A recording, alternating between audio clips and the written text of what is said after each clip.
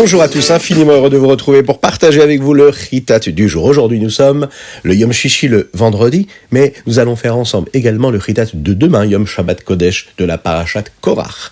Nous sommes aujourd'hui le Dalet du mois de Tammuz et nous aborderons également le Et Tammuz pour le Yom HaShabbat. Et Tafshin Begimel, Shnatakel, l'année du rassemblement.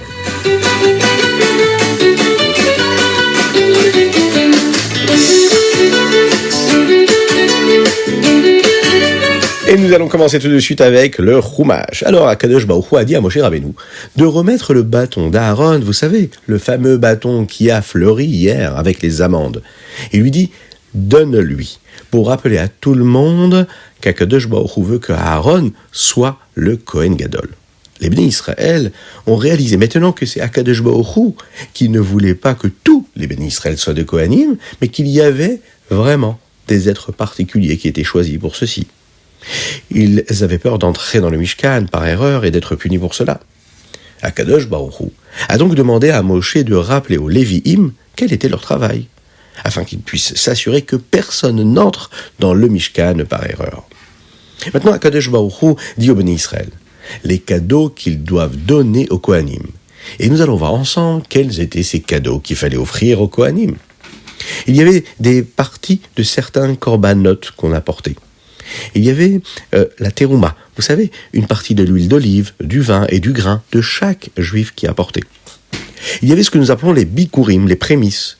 Le hekdesh, par exemple, quelque chose qu'un juif veut donner à Akadosh Baruch Hu. Donc il le sanctifie, il décide de le donner, de ne pas le garder. Eh bien, il va le donner au Kohen. Par exemple, l'argent du pidyon haben, le rachat du premier-né. Jusqu'à aujourd'hui, nous le faisons. La vache, le mouton, la chèvre qui était premier-né, eh bien, devait être offert toujours, comme pour le petit bébé qui naît dans une famille. Il y a ce que nous appelons le Peter Hamor, c'est-à-dire que le mouton qui était utilisé pour un pidyon, pour un rachat, lors de la naissance d'un âne qui était lui aussi un premier-né. Akadosh Baruch Hu va donner ses cadeaux aux Kohanim, afin qu'ils n'aient jamais besoin de travailler pour gagner de l'argent. Ils pouvaient passer tout leur temps à faire leur travail, leur avodat Hashem, leur service de Dieu. Et en contrepartie, bien sûr, ils ne vont pas obtenir de partie de terre en Eretz Israël.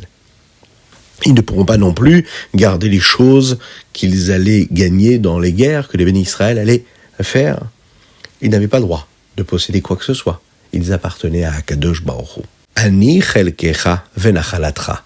C'est ce qu'Hachem va dire à Aaron. Je suis ta partie d'Eretz Israël, moi, Akadosh Baruch Hu, et je suis aussi ton héritage. Tu n'as pas besoin de posséder quoi que ce soit, je suis ce que tu possèdes. C'est un grand mérite que les Kohanim ont. Dans le Shevi'i, nous voyons les Lévi'im qui obtiennent, eux, le maaser de la nourriture que les bénis Israël pouvaient cultiver et qu'ils récoltaient. Tout comme les Kohanim, les Lévi'im, eux, ne font pas partie d'Eretz Israël, ils n'ont pas de terre là-bas. Nous apprenons également que lorsque les Lévi'im obtiennent le maaser, ils doivent en donner un maaser aux Kohanim. Donc, c'est-à-dire le maaser du maaser. Ils ne peuvent pas manger le maaser tant qu'ils n'ont pas donné eux-mêmes le maaser qu'il y avait dans le maaser. Les Lévi'im devaient aussi s'assurer que tous les autres cadeaux des Kohanim aient été donnés avant de pouvoir manger à eux leur maaser.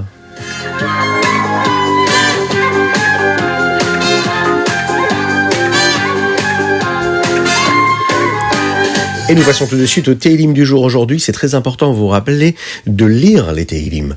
C'est ce que le rabbi de Lubavitch nous a demandé, le rabbi Yosef Yitzhak nous a demandé tous les jours, afin de terminer tous les Teilim, tous les mois. Eh oui, une petite partie tous les jours. Mais ensemble, on aborde l'explication d'un des textes, d'un des versets. Voilà. Et aujourd'hui, nous devons lire du Chav Gimel au Chafret. Au début des Teilim que nous lisons aujourd'hui, il y en a un qui apparaît que nous lisons tous les dimanches. Vous savez, dans le Shir Shel Yom après Uval Etzion. Une partie de ces versets nous parle de la fois où Shlomo HaMelech, le roi Shlomo, est allé chercher le Aaron Abrit pour l'amener dans le Kodesh HaKodashim qui était dans le Beth HaMikdash. Shlomo HaMelech va demander aux portes qui étaient en face de lui qu'il s'ouvre. Elles s'ouvrent, c'est où Shaharim Rashechem. Sur ces mots-là, il y a un chant que nous avons l'habitude de chanter et que nous répétons 2 fois. Il y a un sens à tout cela. Le Metsoudat David qui lui explique les versets des Nevi'im et des Ktuvim, et on dit que les Rebbeim aimaient beaucoup cette explication-là, écrit qu'il y a en fait une allusion dans la répétition de ces mots-là. C'est ou Sharim Rachem. 2 fois. C'est les 2 fois où la Shrina va résider. La présence de Dieu va résider dans le Beth Amikdash, dans le premier Beth Amikdash, le premier temple, mais ainsi dans le 3e Beth Amikdash. Pourquoi pas le 2e? Puisque dans le 2e Beth Amikdash, la Shrina, la présence d'Hachem, n'a pas résidé comme dans le premier.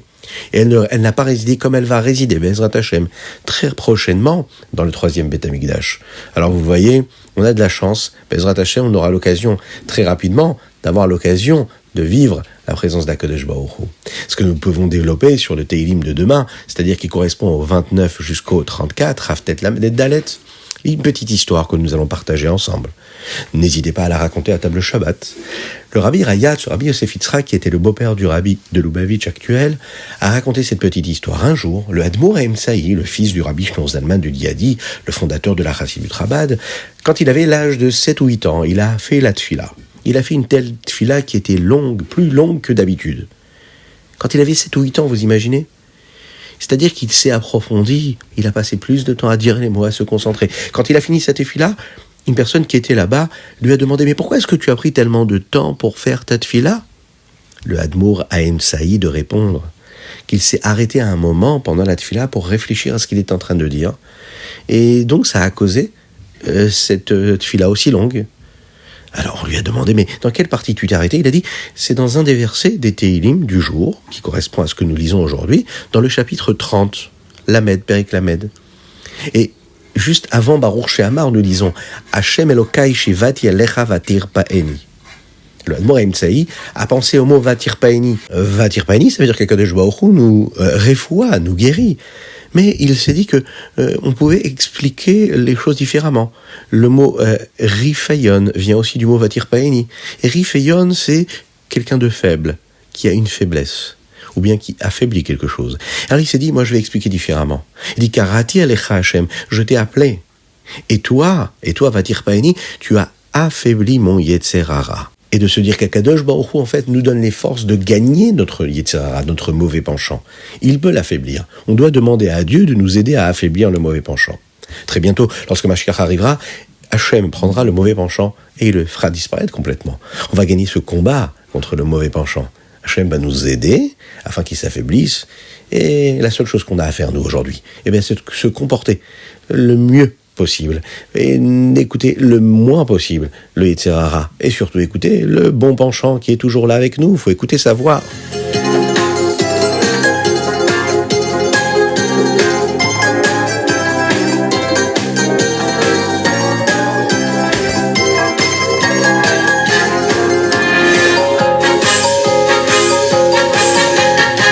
Et nous allons étudier le Tanya d'aujourd'hui et celui de demain. Dans le chapitre 11 ici, nous lisons: tellement nous sommes heureux, on remercie Akadosh Baruch Hu. Akadosh Baruch Hu nous a donné une langue qui s'appelle le Lashon HaKodesh, le langage saint, celui que nous utilisons dans l'étude de la Torah, dans la Tfila. Et dans ce langage-là qui nous a transmis, il y a 22 lettres, afin que nous puissions prononcer ces mots saints. Chacune des lettres a un son différent. On l'écrit d'une manière différente, on la prononce d'une manière différente. Eh bien, ces lettres-là nous aident à exprimer ce que nous ressentons, ou ce à quoi nous pensons intellectuellement ou à travers nos émotions. Hachem, lui, a utilisé aussi des lettres en particulier et bien définies afin d'exprimer ce que lui a dans, si on peut le dire ainsi, son intellect ou ses différentes émotions avec lesquelles d'ailleurs il a créé le monde.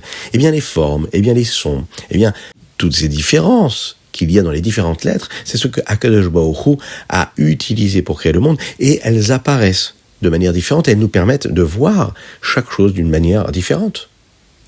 Dans le chapitre 12 aujourd'hui, qui correspond au Ritat de demain, on nous parle par exemple des lettres Bet, Yud et Tav. Ok. Pourquoi nous parlons de ces 3 lettres-là qui veulent aussi dire par exemple Ba'it, une maison? Par exemple, imaginons si ce sont des enfants qui écoutent ça, ou même des adultes. On prend, par exemple, une boîte de Lego, et on a envie de construire quelque chose avec ces Lego. Eh bien, comment est-ce qu'on va appeler ça? On va appeler ça Ba'it. La boîte elle-même a aussi un nom, c'est en hébreu Teva. Si vous regardez bien ici, il y a les mêmes lettres que le mot Ba'it. Il y a le Tav, le Yud et le Bet du mot Ba'it. Mais il y a aussi le E que nous avons rajouté. Alors, si elles sont les mêmes lettres, pourquoi est-ce que cela définit et cela exprime quelque chose de différent? Bon, il faut savoir qu'en fait, Akadosh Baruch Hu a créé chaque élément du monde par l'intermédiaire des lettres. Par exemple, Dieu il a dit Yehirakia. Qu'est-ce qui s'est passé quand il a dit ce mot-là ? Eh bien, le ciel a été créé. Ensuite, il a utilisé dans ces lettres-là du mot Rakia, Resh, Kuf, Yud, Ain, qui eux se sont transformés en un mot Rakia. Et en prononçant ces mots, ce mot-là, eh bien, le ciel a été créé. En fait, chaque lettre a une vitalité, une énergie très précise et particulière. Et lorsqu'on utilise cette lettre-là et cette énergie-là, et on l'associe à un autre mot, eh bien, elle va recevoir une vitalité qui va être beaucoup plus complète et parfaite afin de créer cette chose-là qu'elle est en train de définir. Alors que ce qu'Akadosh Baruch Hu a pris ces lettres-là et qu'il a créé un autre mot, comme par exemple le Yud, le Resh et le Kuf, qu'il y a dans le mot Rakia, mais pour définir un autre mot, par exemple les légumes, Yerek, eh bien, dans le légume, il y aura une vitalité différente, puisque les lettres, on les a interverties et on les a associées d'une manière différente. Il y a des mots qui ont les mêmes lettres. Prenez par exemple le mot Kir. Kir veut dire un mur. Eh bien, c'est aussi le Kuf, le Yud et le Resh, comme Yerek et comme Rakia. Donc on voit bien ici que quand on intervertit et qu'on change l'ordre des lettres, on obtient des mots différents, donc des énergies différentes. Et s'il y a des énergies différentes, on peut créer d'autres choses. Donc il y a une différence dans la vitalité qui est utilisée. Et le Admorazaken nous précise aussi que la première lettre en général de chaque mot, elle a une particularité, elle a une force par rapport aux autres lettres qui vont venir ensuite. Et c'est ce qui va se passer dans chaque élément qui a été créé par Dieu, avec ces 22 lettres du Aleph Bet que nous connaissons. Eh oui, tout vient d'Akadosh Baruch Hu, tout vient de Dieu. Il est un avec chaque élément, et à travers ces lettres-là, il peut créer toujours et encore.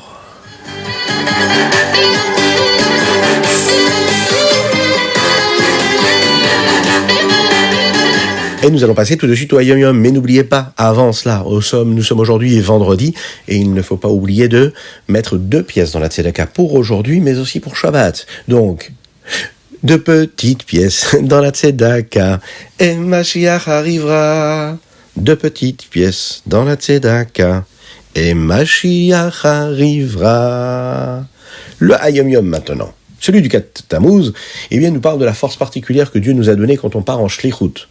C'est-à-dire que quand un chassid, quand un juif, il prend toutes ses forces et il les met dans l'accomplissement de la mission que Dieu lui a donnée, eh bien Dieu lui donne une natzlacha, une réussite totale.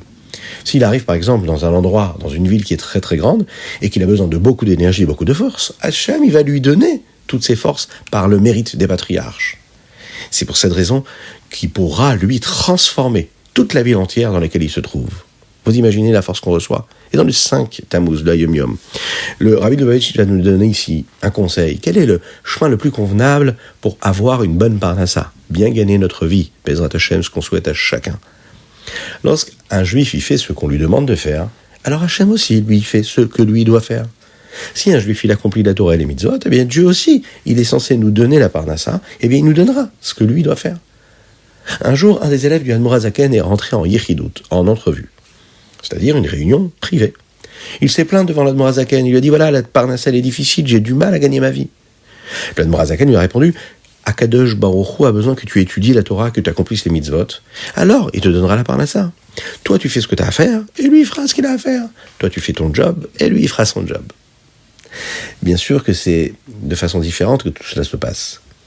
On a besoin de quelque chose de plus, on attend quelque chose de plus de Dieu, eh bien on doit faire quelque chose de plus aussi pour Dieu. Et Dieu fera ce qu'on a besoin, nous, que lui y fasse.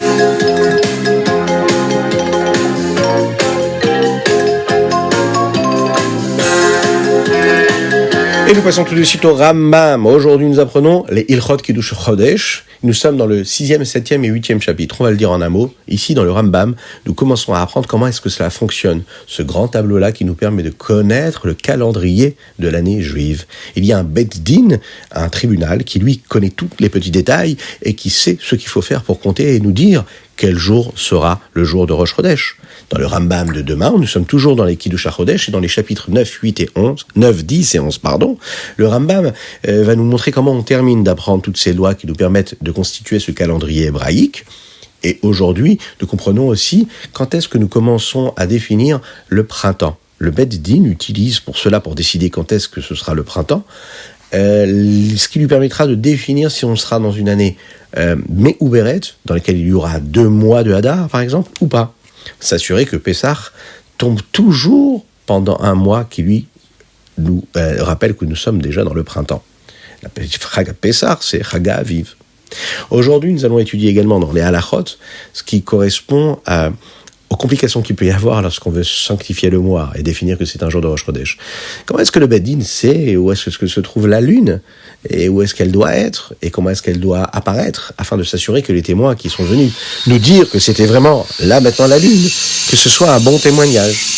Nous apprenons également comment fixer tout cela selon un vrai tribunal, un tribunal qui lui va savoir comment définir un calendrier hébraïque.